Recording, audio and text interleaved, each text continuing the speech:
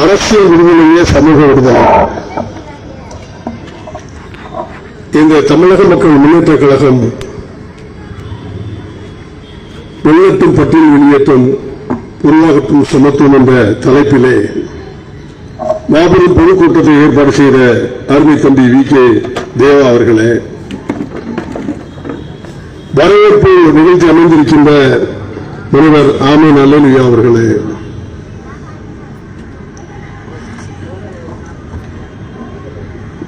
எனக்கு முன்பாக உரையாற்றிய துணை பொதுச் செயலாளர் அருமை சகோதரர் சண்முக சுதாகர் அவர்களே, தமிழக மக்கள் முன்னேற்ற கழகத்துடைய மாநில பொதுச் செயலாளர் கிருஷ்ணா பாண்டியன் அவர்களே, தமிழக மக்கள் முன்னேற்ற கழகத்துடைய இளைஞருடைய செயலாளர் டாக்டர் இளங்கோ பாண்டியன் அவர்களே, வேலூர் மாவட்டத்துடைய செயலாளர் குணசீலன் அவர்களே மற்றும் ஏனைய சகோதர சகோதரிகளே, நிர்வாகிகளே, மாநில துணை பொதுச் செயலாளர் தமிழரசன் அவர்களே, இங்கே திரளாக குழுமியிருக்கின்ற என் உயிர் மேலான சமுதாய சகோதரர்களே, பெரியவர்களே, தாய்மார்களே, உங்கள் அத்தனை பேருக்கும் தமிழக மக்கள் முன்னேற்ற கழகத்தின் சார்பில் நன்றி கலந்த வணக்கத்தை சமர்ப்பிக்கிறேன். எத்தனையோ கூட்டத்தை பார்த்திருப்பீங்க. இன்னைக்கு தமிழ்நாட்டுடைய தலைவிதி எப்படி இருக்கிறது உங்களுக்கு தெரியணும், சொல்லணும். அதுதான் நான் வந்திருக்கேன். அதான கேள்றேன். 5 ஆண்டுகள் ஆட்சியில் இருந்துட்டு எதிர்கட்சியை பார்த்து குறை சொல்வதே இருக்கு. அவர்கள் சொல்வதற்கு இவர் பதில் சொல்வது, இவர்கள் சொல்வதற்கு அவர்கள் கேட்பது, இதுதான் இன்னைக்கு தமிழ்நாட்டில் நடந்திருக்கு. இதனால் மக்களுக்கு ஏதாவது நன்மைகள் நடந்திருக்குன்னு சொன்னா இல்லவே இல்லை. இதுதான் திடீர்னு முதலமைச்சர் அறிக்கை விடுவார், எடப்பாடியில் டெல்லியில் பணிந்து விட்டார். யாரு பணிஞ்சானா குடிஞ்சா உனக்கு என்ன வேலை? மக்களுடைய ஆட்சி நீ ஆளக்கூடிய ரவுடி பணிந்து விட்டார், பதுங்கி விட்டார். இது மக்களுக்கு தேவையானதா? மக்களுடைய நிலைகள் என்ன என்பதை புரிந்து நடந்து கொள்வதுதான் ஆட்சி. எங்களுடைய கூட்டணி தேசிய ஜனநாயக கூட்டணி. நாங்கள் அண்ணா திராவிட முன்னேற்ற கழகம், தமிழக மக்கள் முன்னேற்ற கழகம் எல்லாரும் ஒன்னா சேர்ந்துக்கணும்.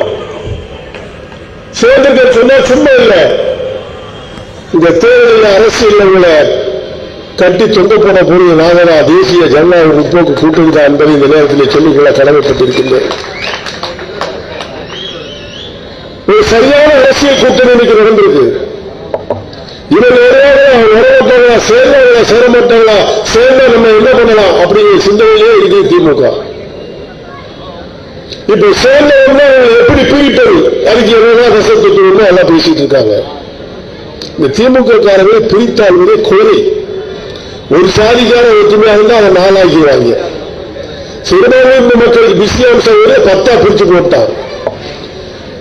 எல்லா சாதியும் பிரித்து வாழ்ந்து கொண்டிருக்கிறவர்கள் தான் ஒண்ணுமே விரைவு கட்டக்கூடிய சமுதாயம் தான் திராவிட முன்னேற்ற கழகம். இதை இந்த மக்கள் புரிஞ்சுக்கிறதே கிடையாது. எல்லாம் போய் ஐயா சாமி போட்டு கை கட்டி நிற்கிறான். சரி, இந்த காவல்துறையோடு உறுப்பினர் வேலை பார்க்கிறானோ அதுவும் கிடையாது. தாழ்த்தப்பட்ட சமுதாயத்தை சார்ந்த சேசன் வந்தாங்கன்னா அவனுக்கு சேர கூட கொடுக்க கூடாது, நிக்க வச்சே பேசுறாயா. இந்த நிறைய 40 ஆண்டுக்கு முன்னால 100 துறைமுகத்தில் நடந்துச்சு. நான் போறேன், நேர போறேன், சேர எழுத்து போட்டு உட்கார்றேன்.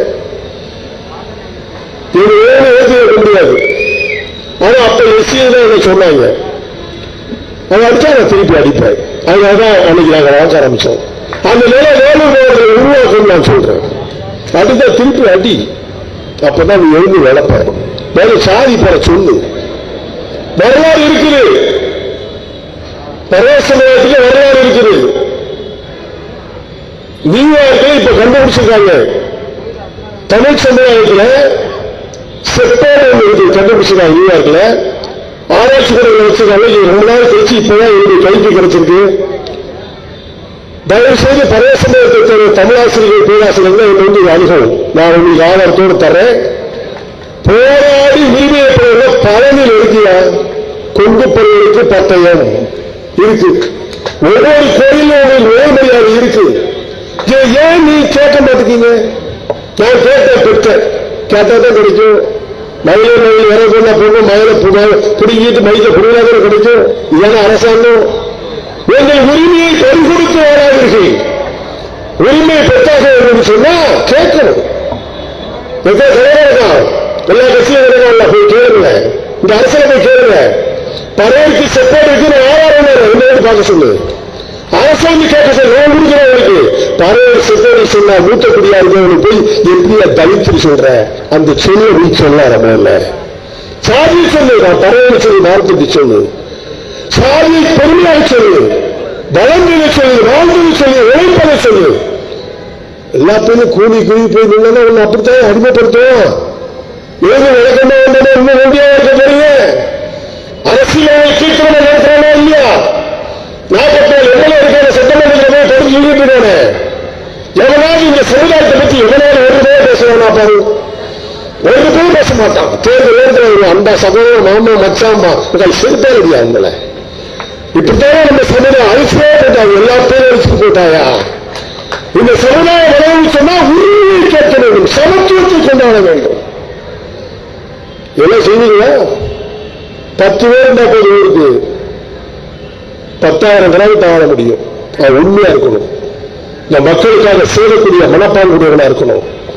சாதி பேரை சொல்ல கத்துக்காம உரிமை பெறுவதற்கு நீங்கள் பாடுபட வேண்டும் என்று உங்களை அன்பாக கேட்டுக்கொள்கிறேன். போதும். உழைத்த மக்கள் இப்படி அடிமையாக இருக்கின்றார்கள் என்ற வேலையை சொல்கிறேன். வேலையில பேச எனக்கு பேர் இருக்கிற பேர் எனக்கு போதும். ஆனால் உரிமையை விட்டுக் கொடுத்து வாழ்ந்த வாழ்க்கை அல்ல. எல்லா கோயிலும் உண்டு. உங்களுக்கு பகலுக்கு கைலாசம் கோயில் இருக்குது, உள்ள நான் சொல்லிட்டு இருக்கேன். உரிமை கேட்டு பெற வேண்டும் என்று சொன்னால் அரசு ஆராய்ச்சி செய்கிற அறிஞர்கள் இந்த மக்கள் இருக்கிற பரிசை நிறைய பேர் இருக்கான். அவன் ஏன் இதை சிந்திக்கிறது இல்லை? 7 பேர் போய் கைக்கிட்டு ஐயா சாமி வீட்டுல அவன் குடும்பம் கூட பார்த்துட்டு போயிட்டு சொன்னா இந்த சமுதாயத்தை பார்ப்பதியா? இந்த சமுதாயத்தை வளர்ப்பது எப்படி? நான் கிட்டத்தட்ட ஒரு 35 வருஷத்துக்கு மேல ஊரிஸ் காலேஜில் பேச வந்திருந்தேன். ஊரிஸ் காலேஜில் அப்ப என்னன்னு கேட்டீங்கன்னா குடியாத்த பக்கத்துல ஒரு கோயில். அப்போ சேகரன் ஜோசப் ஒருத்தர் இருந்தார். 35 வருஷம் இருக்கணும். வந்து அந்த கோயிலுக்குள்ள தாழ்த்தப்பட்ட சமுதாயத்துக்கான யாரும் சாமி கும்பிடக்கூடாதுன்னு சொல்லி ஒரு பெரிய ப்ராப்ளம் வந்துச்சு. இங்க ஏதோ தலைவர் இருக்காங்க, நான் நீதி செய்ய போட்டி போட்டு தலைவர்லாம் இருக்காங்க நம்ம சமுதாயத்துல. ஒரு பேர் வரல. அங்க இருந்து என்ன கூப்பிட்டாங்க. நான் வந்தேன். வந்தா கிட்டத்தட்ட கலெக்டர் போலீஸ் கிட்டத்தட்ட 500 போலீஸை குமிச்சுட்டான். இவன் வந்தா கலவரத்தை தூண்டுவான். கலவரம் வந்தாதானே நான் இங்க வைக்கிறேன். அது எப்படி பிடிச்சி சும்மா உள்ள போட்டா உள்ள போய் சாப்பாடு போறதான போற பக்கத்துக்கு செய்யலாம். ஒரு நாள் இருந்துருவேன். போய் அந்த ஊருக்குள்ள போய் குடியாத போது அவன் பேர் உள்ள போயிருக்கேன். போலீஸ் எல்லாம் குமிச்சிட்டாங்க. ஒரே வார்த்தை தான் சொன்னேன். கலெக்டர் பேசுவேன்.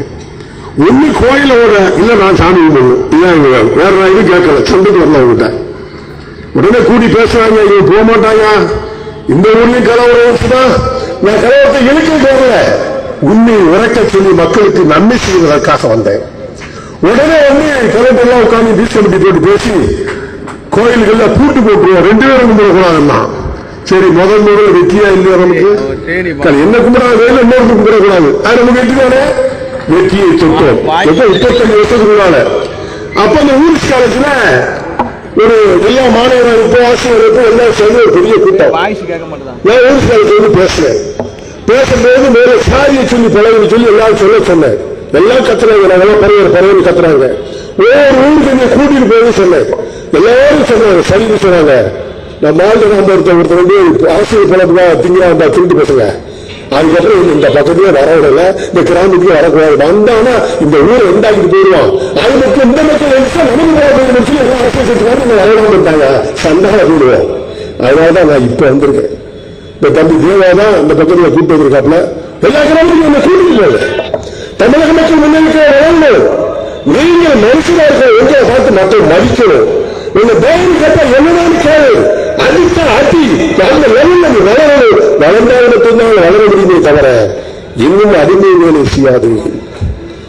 துர்காக்காரங்க உடனே போயிட்டு முதல்ல ரெண்டு ஏறுறீங்க. நம்மளுக்கு என்ன பண்றோம்? ஏற்கனவே கோட்டை கொடுத்தா ஏற்றுதான் மேல ஏறிடுறான். எப்படி முன்னேற முடியும்? இதை சிந்திச்சு பார்க்க சொன்ன. இது எப்படி சமத்துவம் வரும்? பிரித்தால் இந்த ஆட்சி இந்த சாதிக்காரன் இப்படித்தான் இருக்காயா பார்த்தோன்னு சொல்ல இந்த சாதிக்காரன்னு சொல்லி போடுவோம். எஸ்ன்னு சொல்லி நான் வெறுக்கிறேன். எங்க எஸ்ன்னு சொல்ல மாட்டான். திரும்ப எஸ்ன்னு சொல்ல நாட்டாத்துக்கு சொல்லிக்க. அந்த நிலையை உருவாக்கும் மனிதன் பிறப்பில எல்லாரும் ஒன்றுதானே. தாய் மேல சொல்றா பெத்த மேலையா இல்லையா? அப்ப நீ ஏன் சாதி சாதி சாகுற?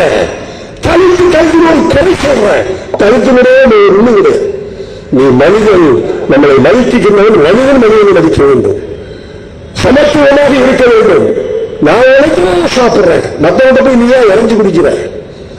அவன் குடிக்கிற கேவலம் 200 ரூபாய்க்கு ஆசைப்பட்டு போய் உன்னுடைய குலத்தையும் உன்னுடைய குடும்பத்தையும் அழித்து விடுகிற சண்டாளர்களே. இதனால நம்ம எல்லாத்தையும் இழிவுபடுத்துகின்றான். இந்த நிலையை மாற்ற வேண்டும் சொன்னால் நீங்கள் சமுதாய பெயரை சொல்ல கற்றுக்கொள்ளுங்கள். தலைநிமிர்ந்து செய்யுங்கள்.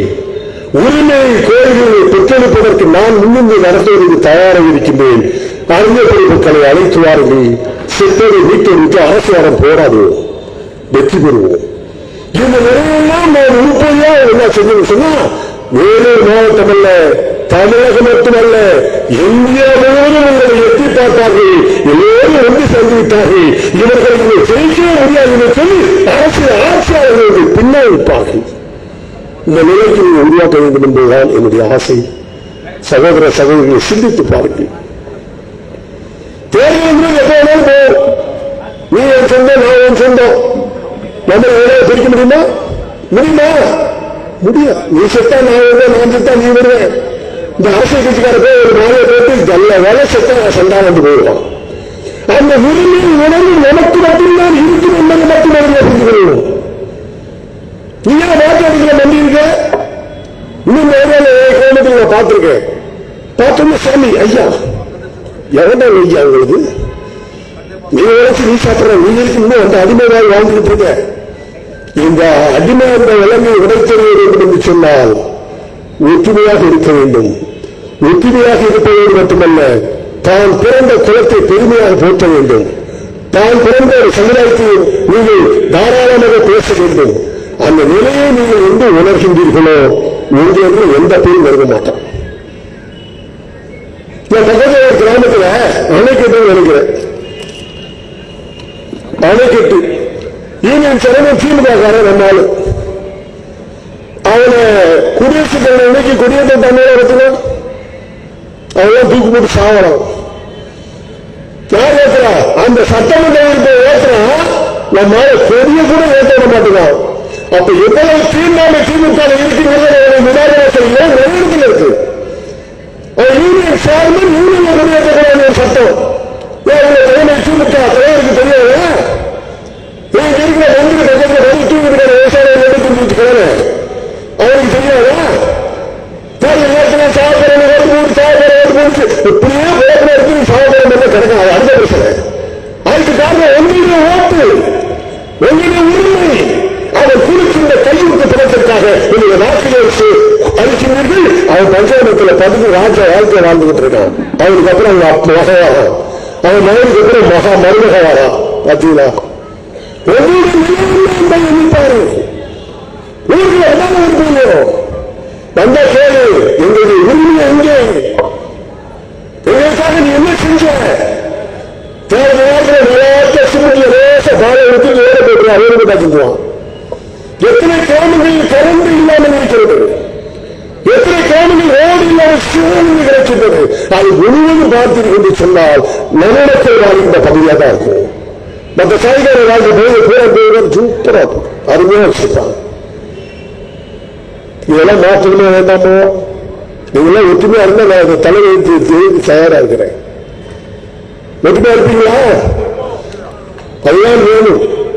மனதார சொல்றேன், மன விரும்பி சொல்கிறேன். உழைக்கின்ற மக்கள் இப்படி இழிநிலையில் இருக்கின்றார்கள் என்று வேதனையோடு சொல்கின்றேன். இந்த நிலையெல்லாம் அடித்து நோக்கி தென் மாவட்டத்திலே வளர்ந்து விட்டோம், வட மாவட்டத்திலே வளரவில்லை என்ற வருத்தத்தோடு சொல்கிறேன். நீங்களே வளர வேண்டும், எண்ணில் வர நீங்கள் உங்களை நான் ஒருவன். இதை மழையில புரிந்து கொண்டோம் என்று சொன்னால் நமக்கு எந்த பேர் கூப்பிட்டு அவங்க கிராமத்தில் நான் வாரேன், மக்கள்கிட்ட நான் பேசுறேன், இருக்கிற சரியா வைப்பா நம்மதான் மனுஷன் சொல்லு. அப்புறம் வரலாறு எல்லாத்தையும் கட்சி கூட்டாடி அப்ப விழிப்புணர்ச்சி வருமா வரல என்பது தெரிவிக்க ஒத்துழைப்புமாக இருந்து நான் தயாரா இருக்கிறேன். இந்த வரவிடாம பண்ணது நம்மாலையா இந்த வக்கம் வந்தோம்னு சொன்னா அந்த ஆள் வந்து சொன்னா நம்ம பிறப்பு போயிருமோன்னு சொல்லி நம்மளாலதான் என்ன வரடாம் பண்ணோம். கோயிலுக்கு பிரச்சனை சொல்லி திருநெல்வேலியிலிருந்து வந்தவன இந்த பக்கத்துல மக்களை போய் சந்திச்சு எல்லாரும் என்ன சேர்த்தாச்சுன்னா நமக்கு பிறப்பு சொல்லி ஒரு சில தலைவர் அழைக்கிறதுனால வரவில்லை. இனிமேல் அடிக்கடி தமிழக மக்கள் முன்னேற்ற கழகத்துடைய தலைவராக என்னுடைய சமுதாயத்திற்காக மக்களுக்காக இந்த சமுதாயத்தை முன்னிட்டு நடத்துவதற்காக நான் தயாராகிட்டு நீங்க எல்லாம் தயாராக சரி. அரசியல் வேறு, சமுதாயம் வேறு, கூட்டணி என்பது வேறு. நாங்கள் ஒரு கூட்டணி இருக்கின்றோம் சொன்னால் அதுக்கு விசுவாசம் நிலைமை அப்படித்தான் இருப்போம். தவறு செய்தா சுட்டி கேட்போம், என்ன நினைச்சு கேட்போம். அப்படி கேட்டு எவனுக்கே தந்துருதான். அதனாலதான் எனக்கு சட்டமன்றத்துக்கு வேணும் பார்த்துதான். நான் சட்டமன்ற வேலை எப்படி இருக்கணும் எனக்கு தெரியும். எவன் ஜெயிச்சாலும் எனக்கு ஜெயிக்க எல்லா அரசியலுக்கும் நினைக்கிறாங்க. ஆனா இந்த விருது போகக்கூடிய நிலை இருக்கு. வர்றேன் சட்டமன்றத்துக்கு போறேன், அப்பதான் தெரியும் அந்த விசுவரம் அங்கதான் தெரியும். எவனா பேசுறோம் அப்பதான் தெரியும். உண்மையை இறக்க சொல்லுகின்ற சட்டமன்றத்தில் எவனாவது இருக்கான லாபத்தால் எம்எல்ஏ நன்றி கட்டவர்களாக வாழ்கின்றார்கள், ஓட்டு பொறுக்கிகளாக வாழ்கின்றார்கள், ஒட்டுமொத்த மக்களை அழிக்கின்றவர்களாக வாழ்கின்றார்கள். நாம் அப்படி இருக்கக்கூடாது என்று சொன்னால் தமிழகம் மக்கள் முன்னேற்ற கழகம் இங்கே வளர வேண்டும். அடிமை என்ற விலங்கை உரை தெரிய வேண்டும். சிந்தித்து செய்வதற்கு அனைவரும் பாடுபட வேண்டும். எவ்வளவு வரலாறு இருக்கு இந்த வரலாற்றுல தெரியுமா உங்களுக்கு? கோயில் பூசாரிகள் யார் தெரியுமா? பறையர்கள். எங்க பகுதியில் சாம்பவர்னு சொல்லுவாங்க. என்னாச்சு அந்த செத்தோடு எங்க அந்த வரலாற்றை எந்த பேராவது படிச்சு அறிஞ்ச நாம் பிஹெச்டி படிச்சவங்க, டாக்டர் படிச்சவங்க, எல்லாமே படிச்சவங்க. அந்த வரலாற்றை ஏன் இதுவரைக்கும் உங்களுக்கு சொல்லல? ஏன்னா சொன்னா நீ வளர்ந்துருவ, அவனுக்கு வளர மாட்டான். இதையெல்லாம் தன்னுடைய மக்கள் சிந்தித்து சொல்லு, எல்லாத்தையும் சொல்லு. இப்படிதான் பேசுறேன், ஒழுங்கு சொல்லு. எல்லாம் தலைவரால கூப்பிட்டு கேளு. எப்படியா வரலாறு கோயில் வந்துட்டாலே உரிமை இருக்கு, ஏன் வந்து கோயிலுக்குள்ள போக முடியல? அங்க போய் கூடை இப்படி சாமி கும்பிடுறதுக்கு இப்படியே கட்டி பிடிச்சு நிக்கிறான். சாதி போட்டு போச்சுறாங்க, அங்க இருக்கிறாங்க. இதெல்லாம் அகத்தோடு சொன்னா நாம் உரிமையோடு போராட வேண்டும். போராட்ட காலம் தீரல. அம்பேத்கர் அவர்கள் அன்றையிலே சொன்னார், என்னைக்கும் உங்களுக்கு முழு சுதந்திரம் என்று சொன்னால், உனக்கு முழு வெற்றி என்று சொன்னால், உனக்காக நீ போராடி உன் நிலையை அடைய வேண்டும், உரிமைக்காக கொள்கை என்று சொல்லிட்டாரு. அந்த நிலையை நாம் இன்னும் அடையவே இல்லை, அடிமையாக இருந்து கொண்டிருக்கின்றோம். அன்பார்ந்த சகோதர சகோதரிகளே, எண்ணி பாருங்கள், சிந்தித்து பாருங்கள். நேரே பேச்சுக்காக அல்ல, உணர்வோடு உண்மையாக நாம் பேசுகின்ற வார்த்தை இது. இந்த நிலையை மாற்ற வேண்டும் என்று சொன்னால் தெருத்தெருவாக வீதி வீதியாக இனமெல்லாம் ஒன்றாக திரள வேண்டும். சகோதரிகளே, உங்களையும் அன்பாக கேட்டுக் கொள்கிறேன். மதுவினால் மாண்டோர் அதிகம், மதுவினால் நீண்ட கிடையவே கிடையாது. மதுக்கு உங்களை ஊற்றி கொடுத்து படுக்க வச்சு ஓட்ட வாங்கிட்டு போயிடலாம். தயவு செய்து மது அருந்த வேண்டாம், மது வேண்டவே வேண்டாம். அதிகமாக குடிக்கிறோம், நம்மளால முடியும். அதாவது மற்ற ஜாதிக்காரெல்லாம் குடிக்கலன்னு சொல்ல முடியாது. அவன் வீட்டில் அவன் இல்லாம குடிச்சு கிடப்பான், நீ ரோட்டில் குடிச்சிட்டு கொண்டு ரோட்டு இல்லாம கிடப்ப. பார்த்தோடு சொல்லுவான், வேலையில் இந்த தொழில்காரன் இருந்தாருன்னு சொல்லி விடுவான். இந்த அடையாளத்தை அசிங்கப்படுத்தி நம்மளை குறை சொல்லுகின்ற நிலையில மதுவினால் மாண்டு கிடைக்கின்றோம். அறவே வேண்டாம். நம்முடைய குழந்தை செல்வங்களை படிக்க வேண்டாமா? வெய்யாரத்திலே பறக்க வேண்டாமா? அவர்களெல்லாம் முன்னே சிறந்து விளங்க வேண்டாமா? அது எனக்கு தேவையா? மதுவினால் நாம் இருக்க வேண்டுமா? ஏன் மதுக்கடையை கூட்டு கூட்டு போயிடுறாருங்க? அந்த கடைக்கு ஒரு ஊரை கட்டுமாறு போயிருங்க. இந்த கடையில போய் சாராய கடையா பிராந்தி கடையில போய் குடிக்கக்கூடாது. குடிச்சா ஊர்ல எஜுகேஷன் கட்டுமாறு போயிருங்க. ஆட்டோமேட்டிக்கா வியாபாரம் இருக்காதுல்ல, கடையை கூட்டிட்டு அரசு செய்யணுமா? நீயே போய் போராட போக போக கடையை கூட்டாதீங்க. நீ போய் கூட்டணும் அவசியம் இல்லை. கிராமப்புற என்ன செய்யுது, குடிக்க மாட்டேன் சத்தியம் வரவேடு குடிக்காத நேரம் ஆட்டோமேட்டிக்கா கடையில் வியாபாரம் இருக்கா கடையை பிடித்து போயிட்டே இருப்பான். இந்த நிலை உணவு கிடையாது, சொன்னா புரியுது கிடையாது. 5 நிமிஷத்துக்கு குடிச்சுட்டு ஆட்டம் போட்டாங்க என்னெல்லாம் லாபம் கிடைச்சிது. வேலை கறிஞ்சோன்னு சொன்னேன், பிள்ளைகள் வேலையை நல்ல படிக்கவில்லை, இலக்கினால் மறுபிடித்து வாழ்ந்து போய் கொண்டிருக்கிறீர்கள். நம்மை நாம் ஏன் சிறுமைப்படுத்த வேண்டும்? மற்றவர்கள் பார்த்து எஸ் என்று சொல்லக்கூடிய இனிமை ஏன் ஏற்படுத்த வேண்டும்? நீங்க யாரும் தனித்தும் சொல்லாத, சாய் சொல்லி பெருமையா சொல்லு, இது நீங்க அங்க அப்படி சொல்ல, இன்னைக்கு அந்த சொல்ல ஆள் இல்லை. அந்த நிலையில் வடமாவட்டத்தில் இருக்கின்ற அனைத்து பருவ சமுதாயம் பறவை என்று சொல்லு, என்னை தலித் என்று சொல், பட்டத்தை அழைச்சாரு, சேரி என்று சொல்லாது, சேரி என்று சொன்னால் செருப்பாது. நாம் சேரி கிடையாது, உழைக்கின்ற சிலராக நீங்கள் உங்களை பார்த்து சேரி என்று சொல்லி இழிவுபடுத்துகின்றார்கள். காலையில் சேருங்க, நம்மள காலையில செருப்பு வைங்க, மற்ற சாரிக்காண்ட வேண்டி காலையில் வைக்க சொல்ல பார்ப்போம். இது நடக்குதான், பல கண்டனையெல்லாம் மற்ற பேர் வைக்கிறாங்க. ஐயா, இதை பார்த்தால் நீங்கள் பொங்கி எழ வேண்டாமா? இனிமேல் வருக்காலங்களில் சந்தைகள் ஏன் சித்தர்கள் சிறுமிகள் தூளாக எழுந்து நான் இன்னாருடைய மகன் இன்னார் என்று சொல்லக்கூடிய சமுதாயத்தை வளர்ப்பதற்கு நீங்கள் எல்லாம் தாய்மார்கள் சகோதரர்கள் வளர்க்க வேண்டும். அதற்கு உரிமையாக இருக்க சொன்னால் ஒற்றுமை மட்டும்தான் தேவை. வலியுறுத்திற்கு 1000 இருக்கலாம், நான் இருக்கலாம், நீங்கள் இருக்கலாம். ஆனால் ஒற்றுமையாக இருந்து சொன்னால் நாம் யார் என்பதை காட்டுவதற்கு தமிழக மக்கள் முன்னேற்ற கழகம் எப்போதும் உங்களுக்கு செயல்படும். இதை மாற்றி கருத்துக்கிறேன். நீங்க வேறு நான் ஜெயிச்சு போய் சட்டமன்றத்திலே உட்கார்ந்து தூண்டுக்கு போக மாட்டேன். நாட்காவது வேலூர் மாவட்டத்தில் இந்த கிராமத்தை இந்த வேலைக்கிட்டு இருக்கியா என்ன சொல்ற நன்றி சொல்லி ஆகிருந்தேன். சொல்லவே அதுக்கு தகுந்த மாதிரி மக்களை பேரா உள்ள காட்டுவேன். வேலையை பூரா சந்திச்சிடும். அப்புறம் முடிஞ்சு போச்சா, கேட்டது கொடுப்பானா, கேட்டதே கொடுப்பானா, அப்ப படிக்கணுமே, அப்ப நீங்க என்ன செய்யணுமே, அப்ப எல்லாம் ஒற்றுமையாகணும். இந்த ஒற்றுமை சீடுகளை இல்லை என்று சொன்னால் நம்மளை மதிப்பவர்கள் யாரும் இருக்க மாட்டார்கள். இப்ப தேர்தல் வரப்போது நாங்கள் கூட்டணி அண்ணாதிராவிட முன்னேற்ற கழகம் பிஜேபி, அண்ணாதிராவிட முன்னேற்ற கழகம் தலைமையில தான் பிஜேபி இருக்கு. அதை போல புரிஞ்சுக்காங்க. எல்லாம் டெல்லி ஆட்சி ஆண்டுக்கிட்டு டெல்லி ஆட்சி ஆண்டுக்கிட்டு சொல்லாங்க. தமிழக மக்கள் முன்னேற்ற கழகம் வந்து அண்ணாதிராவிட முன்னேற்ற கழகத்துடைய இந்தியாவுடைய தலைவர் யாருன்னா அந்த எடப்பாடி அவருக்கு. எடப்பாடி அவருடைய தலைமையில்தான் நீ கூட்டணி பிஜேபி அங்கு இழந்திருக்கிறது. தமிழக மக்கள் முன்னேற்ற கழகம், ஐஜேபி, ஏசி சண்முகம், பூவை, ஜெகன், இப்படி எல்லாரும் ஒன்னா சேர்ந்து நீங்க எல்லாம் ஒன்னா உறவு நிற்கிறோம். அந்த பழைய மாரடிக்கிற கூட்டம் தான் இருக்குது. என்ன பேசுறாலும் ஆமாஞ்சாமி போடுற கூட்டம், கம்யூனிஸ்டாரு எல்லாம் ஆமாஞ்சாமி முதலமைச்சர் எதிர்த்து சொல்ல ஆமா சாமி, ஆமா சாமி, அடிமை வாழ்கின்ற பெருமையை கூட்டம் அது. எதிர்த்து கேட்கின்ற கூட்டம் இந்த கூட்டம். இது வேண்டுமா அது வேண்டுமா வருகிற தேர்தல் நீங்க பார்ப்பீங்க. இவர்கள் ஜெயிக்க வேண்டும், நாம் ஜெயிக்க வேண்டும். எந்த தொழில் யார் இருந்தாலும் அவர்கள் விசுவாசமாக வேலை செய்யுங்கள். காசுக்காக வேலை செய்ய வேண்டாம், காசுக்காக கூட்டணி செய்ய வேண்டாம். தேசிய ஜனநாயக முற்போக்கு கூட்டணி தமிழகத்தில் வெற்றி போட வேண்டும். சட்டமன்றத்தில் நாங்களே உட்கார வேண்டும், மக்களுக்காக சேவை செய்ய வேண்டும். ஆமாம் சாமி போடுற கூட்டம் நம்ம கூட்டமே இல்லை. அதனால நீங்க அனைவரும் இந்த தேசிய ஜனநாயக கூட்டணிக்கு ஆதரவு தர வேண்டும், வெற்றி பெற வைக்க வேண்டும். ஆனால் ஒன்றே ஒரு கருத்து, பாட்டாளி கட்சி சகோதரர் அன்புமணி ராமதாஸ் இருக்கார் நம்ம கூட. அவங்க அப்பமே சந்தை பத்தி யோசிச்சாரு. ஆனா இன்னைக்கு பாட்டாளி கட்சி யாருக்கிட்ட இருக்குன்னு சொன்னா சகோதரர் அன்புமணி கிட்ட தான் இருக்குது. அவரையும் நம்மளோட இருக்காரு.